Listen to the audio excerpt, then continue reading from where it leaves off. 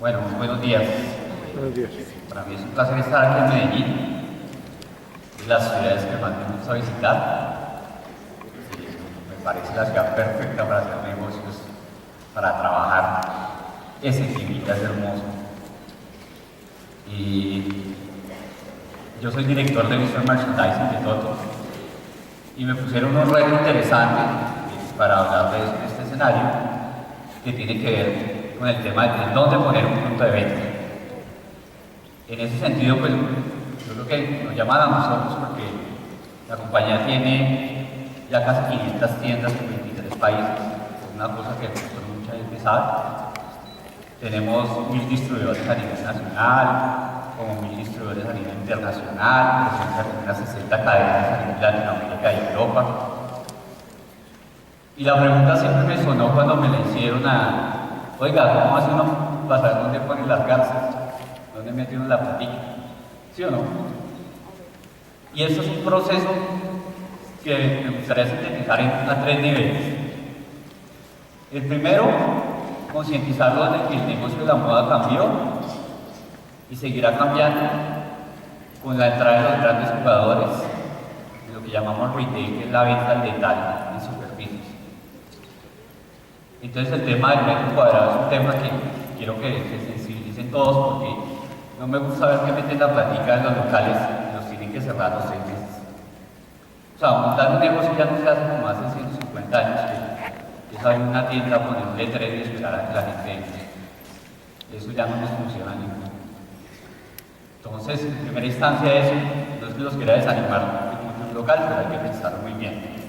La inversión por metro cuadrado de centro local es 1.000.000 de pesos por metro cuadrado, para que sea competitivo a nivel de acabado, de iluminación, ¿sí? De señalización, de tecnología. Nomás las antenas de seguridad valen $3.500, si usted quiere tener antenas de seguridad. Entonces son cosas que uno tiene que pensar antes de embarcarse a montar un local para ver su nombre ahí arriba, que muchas veces una persona un poquito más narciso de nosotros los diseñadores y hablo en primera persona, que es lo más ético. Segunda instancia, de alguna forma nos voy a mostrar cómo hacen las grandes corporaciones a través de una herramienta que se llama geomarketing para entender un poco cómo funcionan las ciudades y los mercados, y que es una herramienta que a muchos niveles, y gracias al Google Earth, ya está disponible para ustedes. Ya no tienen que pagar 300 millones por el estudio de mercadeo, lo pueden hacer. De pronto no quiero quitar mucho a Camilo Verdad, que está por ahí, es necesario acudir a especialistas. Pero para una persona que es un startup, quiere comenzar una compañía, esta herramienta pues es una delicia. Aquí en este slide tenemos a Singapur, que está rankeado entre los 3 países que mejor performance económico tiene en los últimos 15 años. Siempre ha estado como entre los primeros 5 en los rankings de competitividad. ¿Sí? La palabra competitividad es muy importante a la hora de pensar en un punto de venta o en un ejercicio comercial. Y el primer tip que les doy, si usted quiere buscar dónde hacer negocios, bájese, que es un PDF y es gratis, de ranking de competitividad de los países del mundo.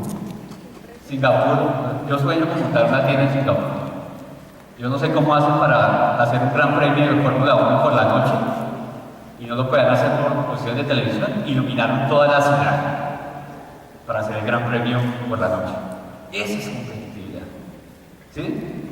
Entonces les dejo Singapur como uno de los ejemplos porque está creciendo y tiene un performance superior a Japón, a Corea, todos esos tigres asiáticos que están ya peleándose por el tema del crecimiento económico. En esa medida, esta visión del punto de venta del urbanista, casi que del visionario, es muy importante para el negocio de la moda, del negocio del retail, de las ventas al detalle en superficie y de la construcción de marcas globales. Digamos que mi invitación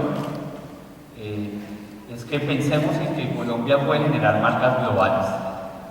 Y para pensar en marcas globales, tenemos que tener un disco duro que funcione con lo local, Es tan importante Yarumal, es tan importante el Amazonas, Mocoa, Río Negro, ¿sí? Como puede ser importante Ciudad del Cabo, Sao Paulo, México, Singapur, Hong Kong. Digamos que la película de los 90 de la globalización ya es un hecho a través de toda la interacción de las redes sociales. Entonces esa es la primera invitación que yo quería hacerles.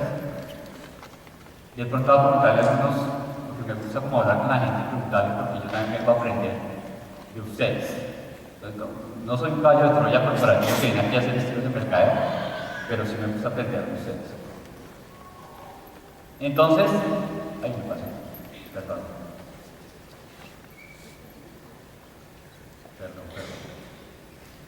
Comencemos con una cosa que es inspiracional.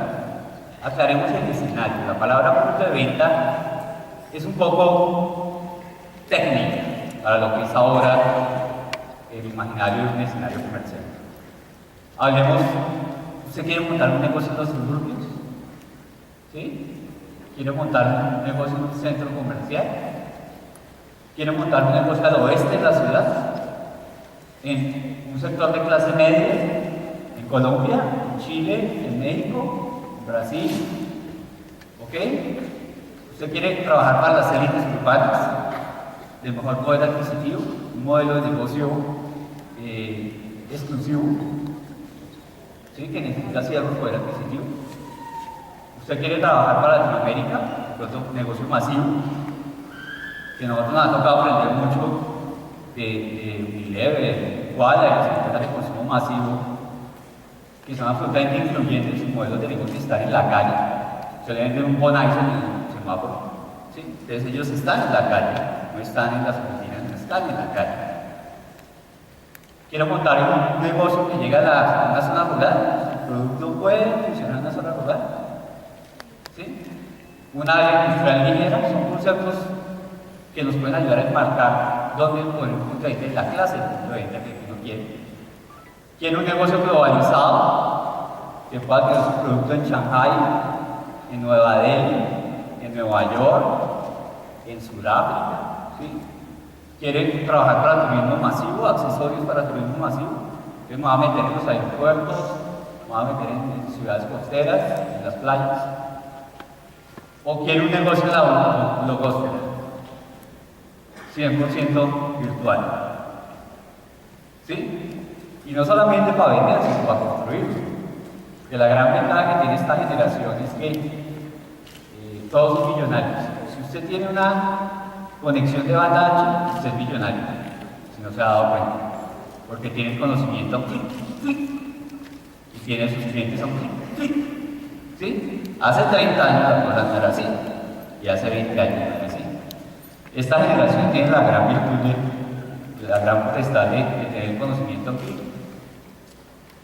Y es un reto también para las universidades, en el lugar de las universidades, y de nosotros como empresas, de cómo construir los negocios. Porque a mí me llegan los diseñadores de 21 o 22 años practicantes, y como, oye, este tipo que nos va a enseñar, ¿sí? Si yo me las sé todas, ¿no? Así nos llegan todos los diseñadores, y uno dice, bueno, ¿yo qué le enseño a este tipo si tiene acceso a toda la información? ¿Sí? Entonces esa comunicación, y si le quiero encargar a las academias que trabajen el tema de comunicación con los diseñadores, porque me parece que nos falta mucho en el tema de enrolarse en las compañías, y me parece muy chévere que hagan diplomados de mercadeo, que le metamos sociología, que le metamos números, para que los diseñadores realmente tengan una formación integral y no nos quedemos con el arquetipo de que el diseño es una disciplina profundamente superficial. ¿Sí? No creo que manejar los presupuestos que podemos llegar a manejar y tener la responsabilidad en la cadena de valor de tantos empleos sea un trabajo profundamente superficial. Tenemos un reto y unos retos dentro de las compañías muy grandes para crear esos valores agregados de las marcas, sus acontecimientos, sus productos. Tokio. ¿Cuántos de ustedes sueñan tener una tienda en Tokio? Las ciudades más caras del mundo. ¿Por qué no? ¿Por qué no contactarse con gente de Tokio? Es que no hablo inglés, pues aprenda. ¿Sí o no? Y si aprende algo de japonés, aprenda. ¿Sí? Ahí se puede bajar los manuales de internet y aprende japonés. ¿Sí? Y consiga gente que quiera trabajar con usted en su marca en Japón. ¿Sí o no? Quiero montar una tienda en Chile, nosotros tenemos 6 tiendas en Chile. Bueno, ¿dónde será que montamos la tienda? ¿En qué sector de la ciudad? Venga, miramos. ¿Sí o no? ¿Cómo analizamos el entorno macroeconómico de la ciudad? ¿Cómo se comporta? Toca ir allá, eso no se puede hacer a punta de Google Earth, simplemente es una evocación. Pero los invito, bueno, ¿cuántos de ustedes quieren montar un negocio en Chile?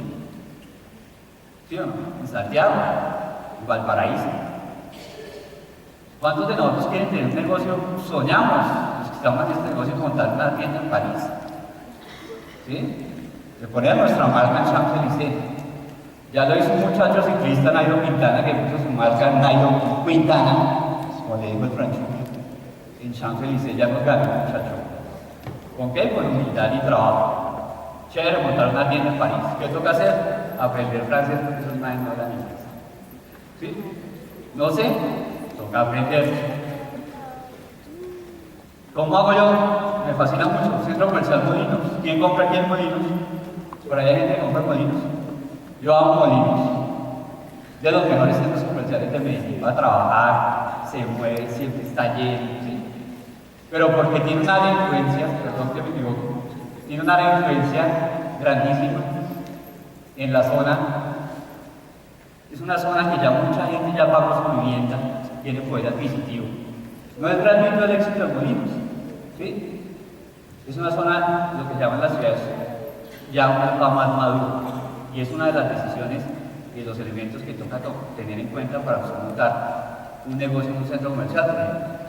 Nosotros tuvimos un auge, tanto en Bogotá, que se hicieron casi 25 centros comerciales en 3 años, una cosa absurda. Aquí en Medellín también la oferta 10, 15 centros comerciales. Y en estos 10 años hemos aprendido que no todos funcionan. ¿Por qué? Porque está sobredimensionada la oferta inmobiliaria de la realidad del mercado. Hay unos que quedan muy cerca unos de otros.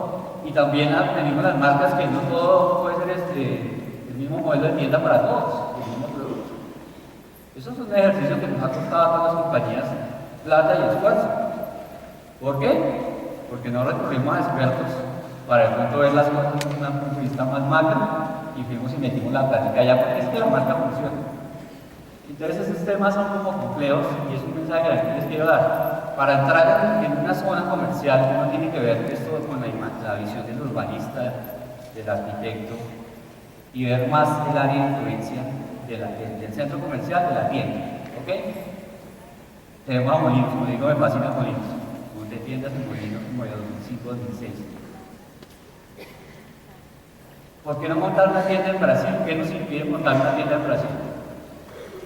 No solo en Molinos, ni Santa Fe, de Tesoro, o de Bogotá, Cali, Medellín. En el futuro, y espero y aspiro que algunos de nosotros, o algunos de ustedes, puedan montar un negocio en que va con Brasil. ¿Sí? Las economías emergentes, las BRIC, 190 y pico millones de habitantes esperando a que usted le lleve sus productos. No, pero es que yo no hablo portugués. Aprenda. ¿Sí o no? 190 millones de personas esperando productos de Colombia. Sao Paulo, y está bajito Sao Paulo. La economía de Sao Paulo produce casi lo mismo que Colombia completa.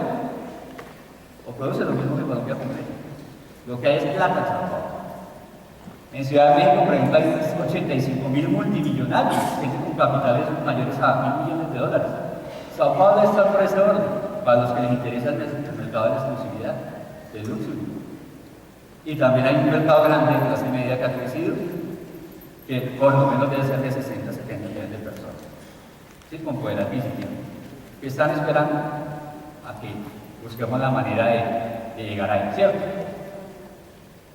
Pero también quiero dar ese mensaje para los que les interesan los mercados influyentes, ¿sí? Tan importante es Brasil y Chile como Yarumal, como Medellín, como Cali, como Boyacá, como Neiva. Yo amo mi tienda de Moncor. nos siguen todas las especificaciones al detalle. En Mocoan y nuestro macho.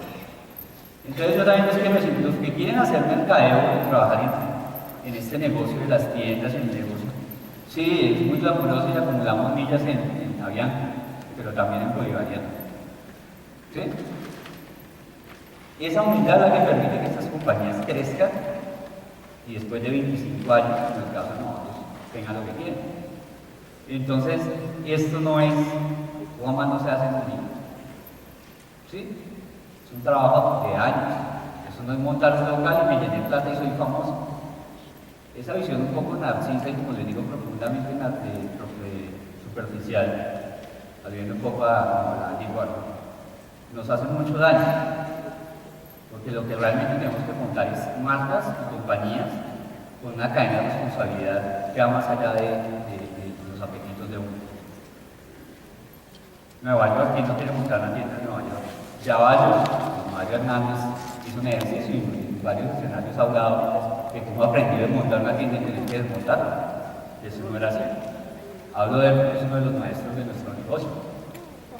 Entonces, antes de invertir en montar un local, es como me suma a mí la pregunta, y sé que aquí en Medellín pasa mucho, porque yo lo veo cuando veo que montan unas tiendas lindas, y vuelvo a los 6 meses y ya no están y me duele mucho. ¿Sí? Es el tema de pensar en un modelo de negocio.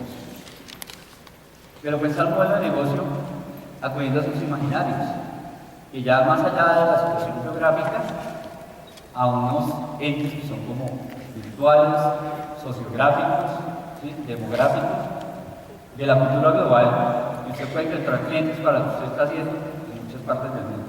Simplemente tiene que preguntarles y buscarlos. ¿Ok? En esa medida, volviendo al tema inmobiliario, antes de meterse en un local, deben saber que estamos en una coyuntura donde el metro cuadrado en un centro comercial está disparado a nivel de precios. Los buenos locales, los centros comerciales, están carísimos.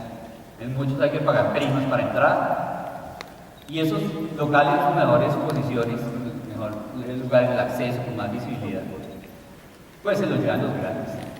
Y cuando hablo de los grandes, pues, estoy hablando de las grandes superficies, mis amigos del éxito que hacen un trabajo excepcional en manejo de categoría, lo que están haciendo de meterse al canal tienda a tienda con sus demás es espectacular. El otro día fui a un supermercado pequeño de conveniencia y vi bufandas. Están vendiendo bufandas en un mercado de barrio. Y digo, wow, ¿sí? La gente sabe dónde ponen las gatas, dónde está la plata. Pues están los de Falabella, los maestros de Falabella. Falabella nació a finales del siglo XIX. Salvatore Falabella fue un inmigrante que llegó a Santiago con una sastrería. Y miren lo que tienen ahora. No importa cómo comienzan los negocios, sino cómo evolucionan. Es una lección. El tema del alquiler es un tema que si usted va a montar un negocio para pagar arriendo, no lo monte. No lo monte. Los expertos dicen que el alquiler tiene que representar como el 10% de lo que usted vende. Si no va a vender eso, ni se ponga a meterle la plata, porque como le digo, un local decente necesita una inversión por lo menos de $1 millón por metro cuadrado. Y le estoy hablando de decente, no una flagship store. Entonces, ese tema es de manejo, el tema de los impuestos, ¿sí?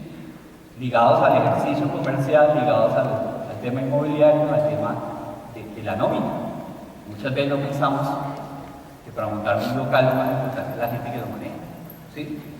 Lo que es lo último, ay, mira, ¿quién está ocupado de pagar $2 y que nos trabaje ahí? Cuando es lo más importante en un negocio de atención y servicio.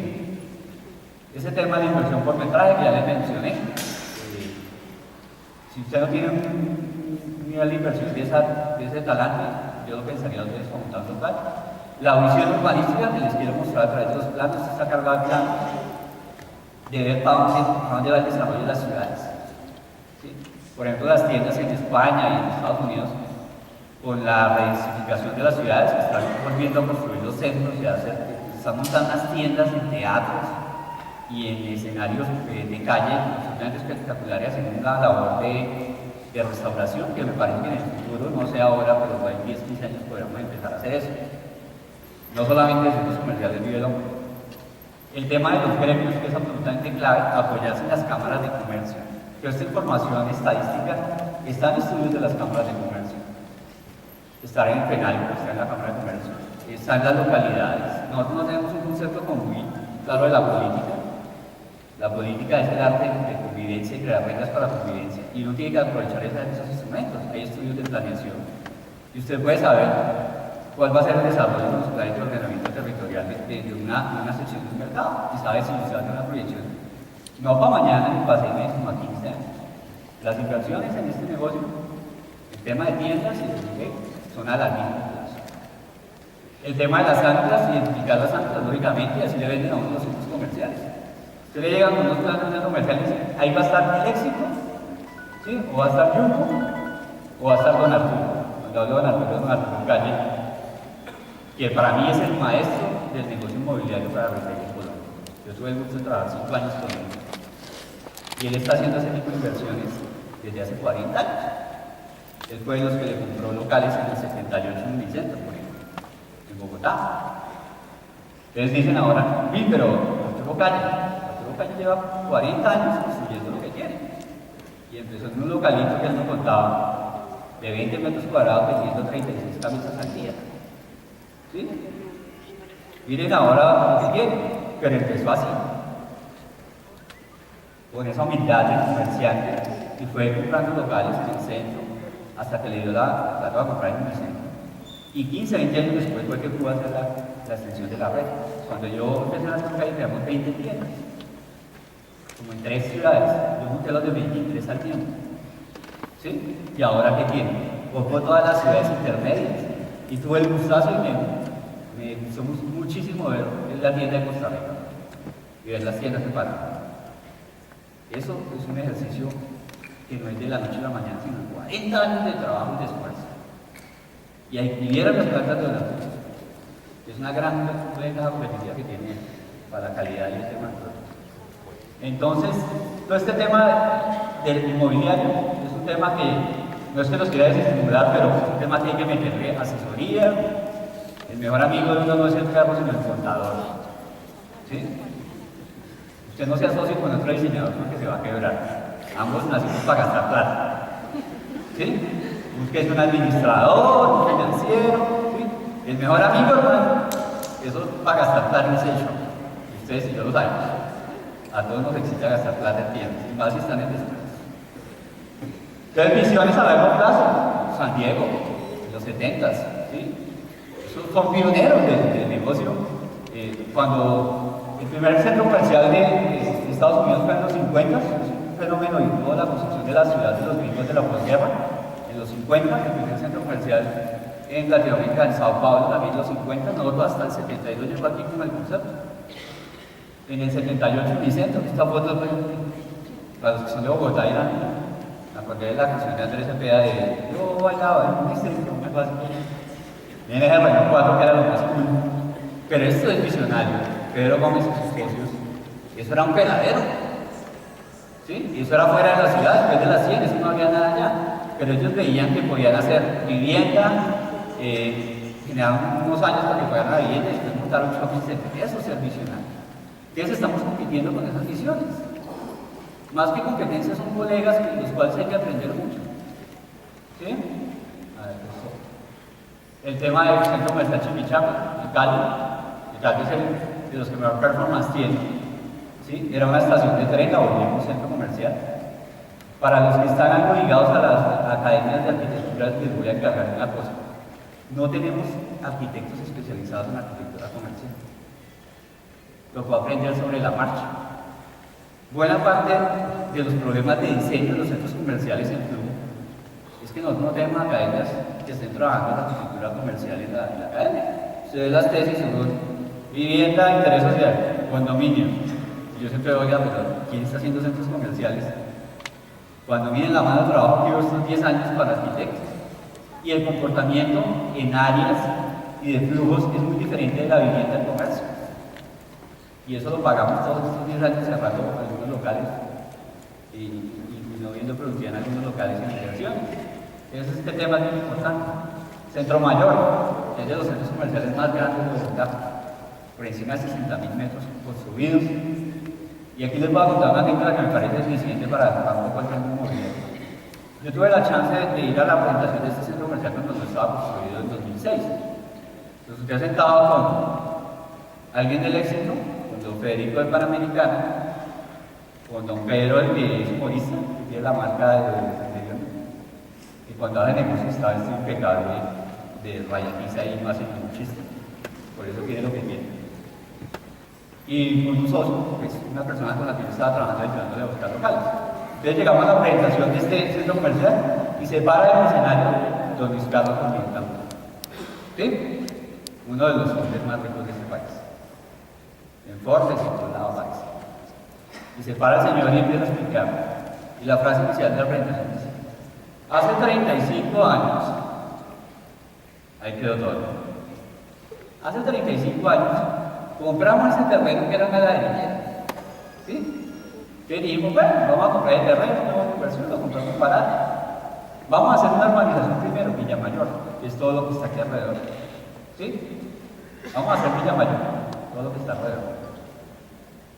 Cuando la gente ya haya pagado su casita, después de 15, 20 años, montamos un ancla, el éxito de Villa Mayor, y tanteamos el mercado, a ver cómo está el consumo de la gente. ¿Sí? Y nos mostraban las fotos, la verdad. Traté de conseguirla, pero no pude con la gente de los pies. Y después de que tanteamos eso, ahí sí montamos el centro comercial. Cuando ustedes muestran eso, usted no cree que usted piensa que vamos a meter su plata ahí y hacer una inversión. Pues claro, ¿sí?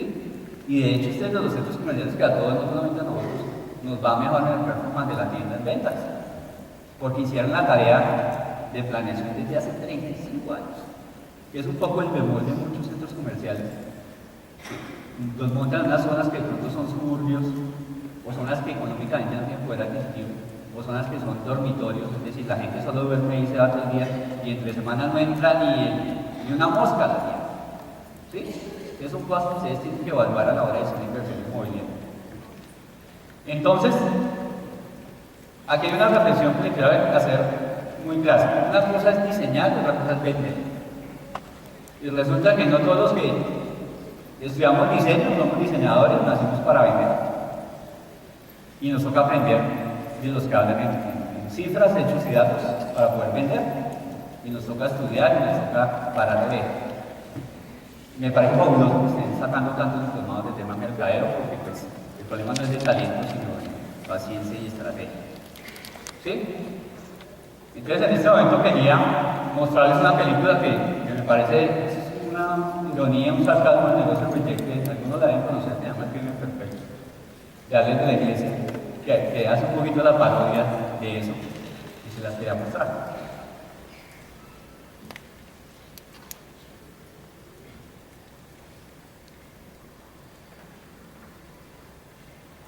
Creo que no tiene sonido.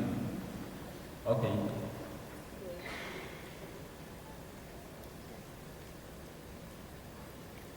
¿Me puedes poner sonido, please? Dale, bueno, un momentito porque me interesa que lo escuche. ¿Puedes confirmar que haya sonido?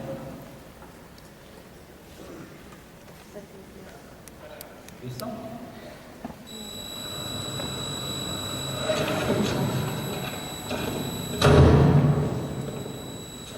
¿Perdón, qué desea? Nada, estoy mirando. Estos trajes están muy rebajados, aunque son de última moda. No quiero precios. Yo lo digo como se está mirando. Los miro porque me da la gana. ¿Algún problema? ¿Y un jersey? ¿Tienes tu jersey? Pero si aquí no hay jerseys, aquí solo trajes. Bueno, pero me la más. ¡Cállate! A ver, ¿qué vale? Es esta oferta. Eso ya lo he dicho. Es que es una gana. ¿Una lana? Si esto está carísimo. Esto está a mitad de precio en la tienda de al lado. Bueno, pero será peor, ¿no? Mal, muy mal. No te agaches a recogerlo, por Dios. Y nunca dudes. Si hay otros a mitad de precio, son peores. Tú lo sabes, él lo sabe y todo el mundo lo sabe. Claro, es que Lo que pasa es que el cliente te acojona. No me acuerdo. Te acojona, coño. Nunca debes perder la iniciativa. Te has equivocado en todo. A ver, ¿quién sabe cuáles son los errores? ya armar una plancha. Asusta al cliente al preguntarle qué quiere. Exacto. Jamás preguntéis qué quiere. Preguntad, ¿puedo ayudarle en algo? ¿O está usted atendido? Pero por Dios, ¿qué quiere? Es estúpido. Además, ha discutido con el cliente y le ha llevado la contraria. Es la regla número 1. El cliente siempre tiene la razón. Lo saben hasta los niños. Por no hablar de ponerse de rodillas, perdiendo toda la autoridad y sobre todo utilizar la horrorosa palabra ganga. Total. 0 sobre 100. Muchachos, vuestra máxima puntuación es de 12. Tenemos mucho trabajo por delante. ¿Hay alguien que haya sacado los 100 puntos al revés? Sí. Una vez. Era perfecto. Consiguió convencernos de que compráramos realmente la ropa. Yo me llevé a casa una camiseta de baloncesto y odio el baloncesto. La tengo marcada en mi cuarto. Era una máquina. Te leía la mente. Un mago. Una bestia. Un animal nacido para vender. Nunca he visto nada igual. ¿Cuántos de ustedes son animales nacidos para vender? ¿Ah? Ese tema no es tan fácil. Una cosa es diseñar y otra cosa es vender. Y los que entramos hace tiempo en este negocio nos ha tocado aprender. Yo siempre he dicho que un diseñador que no sea capaz de meterse en una tienda a vender sus propios productos, desconfío de ese diseñador. ¿Sí? El mundo es de los vendedores. El que puede vender una colección, el que puede vender un modelo de negocio, digamos, si uno es tímido. Yo cuando hago los talleres con los vendedores les trabajo mucho la timidez y la comunicación. Y les sigo encargando a las academias que trabajemos la comunicación, la uno a uno, la de mirarse a los ojos. Ese tema de ser un animal nacido para vender, me gusta mucho esta película. Es una parodia de una tienda por departamentos. Una tienda que es el Corte Inglés, pero por dentro el nombre Yellos. Y es divertísima, es una parodia del negocio del consumismo y del estilismo y la moda. Pero volviendo al tema, cuando uno quiere vender, cuando quiere producir, cuando quiere manejar la complejidad del negocio, les recomiendo este modelo que yo sé que varias universidades lo están usando. Es el modelo de Canvas, ¿sí? Y o lienzos. Además, porque es un modelo, el libro ustedes lo consiguen y el libro no dice escrito por, sino diseñado. No es un libro escrito, sino está diseñado. Es un lenguaje eminentemente visual, eminentemente diseño, que va a ser muy accesible para la retórica de diseño desde el mundo de los negocios. Entonces, analizan varios aspectos. ¿Cuáles son las actividades clave? ¿Cuál va a ser su propuesta de valor? En eso el mercado le damos muchas vueltas principales. ¿Qué es lo que realmente marca la diferencia en lo que usted va a votar al mercado? El servicio, el precio, el producto, la calidad. Tiene que haber uno que no le puede pegar a todos. ¿Sí? ¿Cuáles son? ¿Cómo va a establecer sus relaciones con el cliente? Va a ser mercadeo directo, uno a uno. ¿Sí? Va a trabajar a través de distribuidores. Va a empezar con las cadenas, como están haciendo ahorita un grupo que parece muy bueno, de diseñadores con Falabella, que aprendan y usen su criterio en Falabella, es un buen escenario. Y es otro consejo que me dio el Arturo Calle, es mejor aprender con plata de oro. Por eso me lo dijo cuando me contratan. El flujo de ingresos, de dónde hacer la plática, tiene un socio con capitales gigantescos, o es el papá y la mamá y los va a quebrar, pobrecitos. ¿Sí? Los canales de distribución, que digamos que en ese sentido, ahora eso es un poco esquizofrénico, pero las oportunidades a nivel de web son enormes. Los recursos clave, que es lo que no puede faltar. El tema de la estructura de costos. Todo esto es lo que el diseño desde hace años, los que fuimos los primeros que estudiamos diseño industrial, es el brainstorming, la lluvia de ideas, pero es una lluvia de ideas organizadas y no enfocada solo al producto. El colorcito, la telita, la maquilla, no, es una lluvia de ideas enfocada al negocio. Y yo sí les digo una cosa a las academias, dediquémosle más tiempo a esto y el diseño industrial menos al cartón baja. Y el diseño más, un poquito menos a las teles. Yo respeto mucho a los diseñadores que saben el proceso, que son los que son exitosos. Pero también esto es importante, por lo menos saquémosle un time. Lo que les digo, no nos quedemos en la fama de que los diseñadores somos profundamente superficiales y estudiamos diseño porque no somos buenos para matemáticas. ¿Sí? ¿Se acuerdan? Cuando mi mamá le dijo, ¿puedo estudiar diseño? Ay, si es que la niña no. Y eso a mí me da miedo.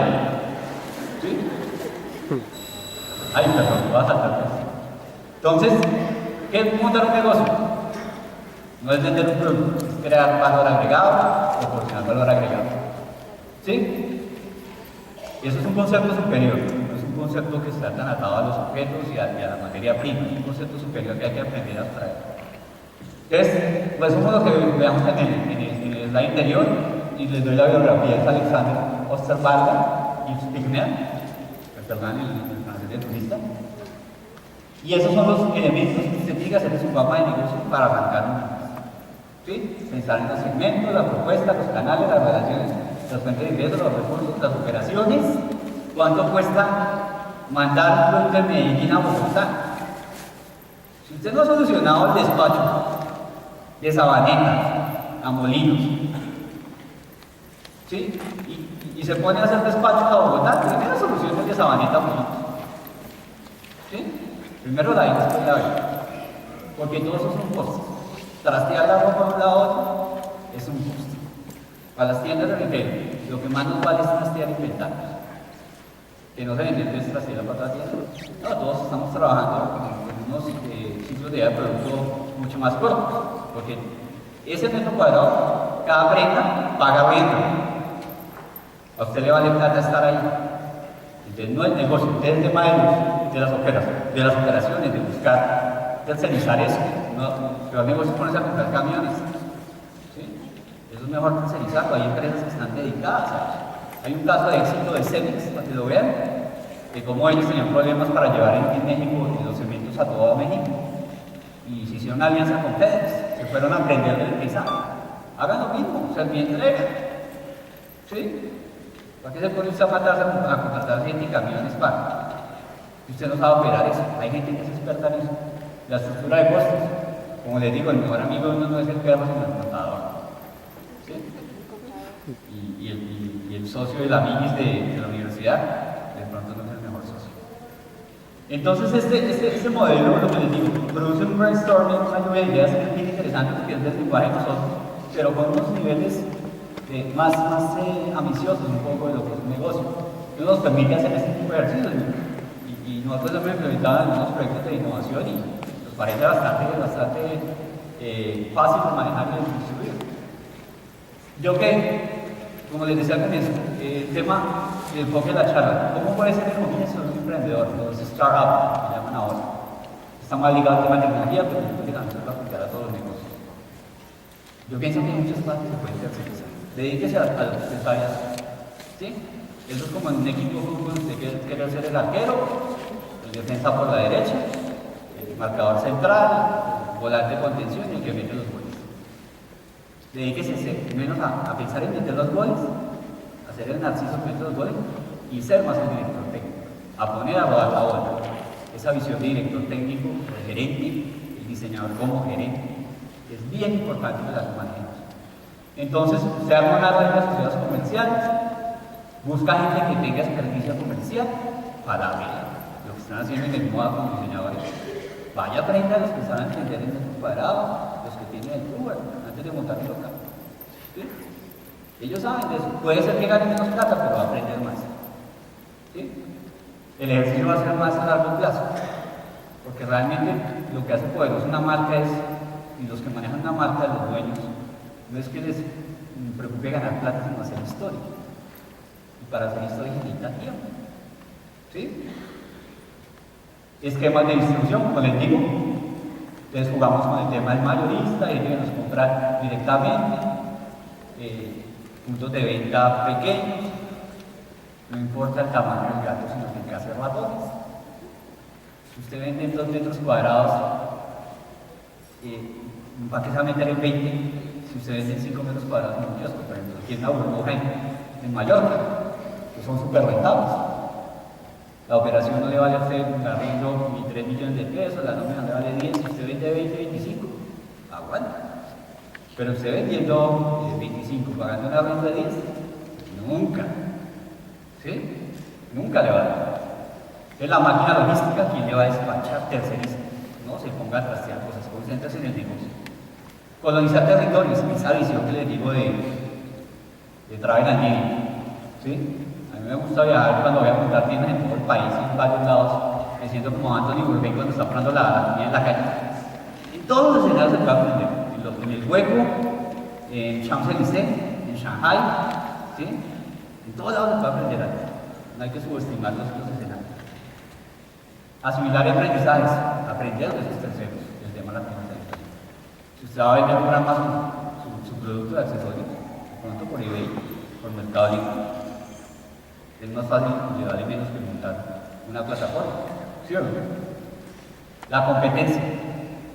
Para mí la competencia, y si mencionaba algunas marcas,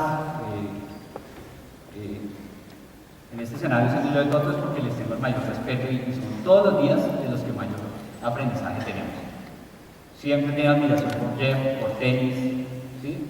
Obviamente por Arturo Calle, porque tienen mucho que enseñarnos todos los días a través del vídeo. Y entonces, a uno no lo quiebra la competencia, lo quiebra su incompetencia. Sobre todo para escuchar a los que trabajan con el ¿sí? Y una cosa que es mágica, todo negocio tiene su precio ideal. Yo trabajé con libros, me llegas a editores. Si usted pone un libro más de 49.000 pesos, nadie lo compra. Lo mismo nos pasa con los maletines. Cada mercado tiene su precio mágico. ¿Cuál es el precio mágico de usted y cuál es el producto mágico? ¿Cierto? Y eso aplica para libros, para tecnología, para todas las categorías. Entonces, esa opción de tercerización, hay un concepto que es tercerización masiva que se aplica a todo el tema de co-creación de marcas, de aplicaciones, que es muy de la era digital, ¿sí? A través de blogs, de redes, de wikis, que son software de colaboración como Wikipedia, donde usted puede montar una compañía con 10 muchos alrededor del mundo, ¿sí? Y ahí está, y crear un valor, y crear un producto, a través de la red de conectarse. Esas posibilidades no las teníamos hace 30 años. Entonces, ese concepto que es el crowdsourcing, a usted le permite, oiga, es que a mí me hace falta un tipo que sea experto en foros para chaquetas. Necesito un foro que y empieza a buscar en la red y a China. Es que un tipo de champagne todos los días, ¿qué le hago? ¿Qué le produzco? Y en ese sentido, sí señores, toca que pensemos más allá del chat. Hay una potencial muy grande en China de producción, ellos están enfocados, han oído hablar de las BRICS, Brasil, Rusia, China, India, y ahora metieron Sudáfrica. Por población, por crecimiento del Producto Interno Bruto Anual, son las naciones llamadas en 2050 a ser las economías más grandes, porque tienen los mercados propios. Hagan amigos en esas ciudades, en esos países. En Brasil, China, Rusia, India y Sudáfrica. Yo sueño con montar una tienda en Johannesburgo. Espero que alguna de ustedes monte una tienda en Cabo en Johannesburgo o Ciudad del Cabo. Y esa es la oportunidad que tienen ustedes ahora. Está el mundo ahí esperando para que ustedes se conecten. Entonces, yo les sugeriría muy modestamente que sean conscientes de ese patrimonio virtual que pueden construir. Y ese patrimonio virtual empieza desde el Facebook, desde el Twitter. Entonces, esa red de amigos se empieza a construir. Yo soy feliz en Facebook porque tengo contacto con mi familia en Estados Unidos, pero también lo he utilizado en un grupo que se llama Visual Merchandising en Latinoamérica. Y tengo amigos de Visual Merchandising en todo el mundo. Y los tipos preguntan, oiga, necesito un diseño de una cosa para exhibir champús en supermercados. Y empiezan a mandar sus fotos de todos lados y llega y dice, oiga, gracias. Esos niveles de colaboración son bien importantes. Sí, ahora no necesitamos poner una avión y ir hasta Francia para el Champs-Élysées. Usted se mete en Google Earth y lo puede ver, o tiene amigos en marcas, en merchandising, le mandan fotos. ¿Sí? Eso es una posibilidad que ya me siento ya 20 años como la edad media. ¿Sí? Y aquí que pasamos de lo moderno a lo posmoderno tan fácil, del libro al iPad, pero como que desde el muro no pasan por el muro. Pero esa es una opción que ustedes tienen. Para conseguir amigos en Francia. Perdón. Descanso, ya tengo que acabar. Conseguir amigos en Francia, conseguir amigos en Alemania, conseguir amigos en China, conseguir amigos en India, en Sudáfrica, en Arabia, en todo lado. Entonces, les voy a dar otro tip. Miren este reporte, es gratis. Es gratis. Es lo que les digo, muchas cosas siempre tienen que pagar este hermano. ¿Cuáles son los países con más competitividad y donde hay oportunidades de negocio? Están ahí. Y ese es un modelo que se puede aplicar a cualquier ciudad o territorio para pensar en un negocio. El primer nivel es institucionalidad.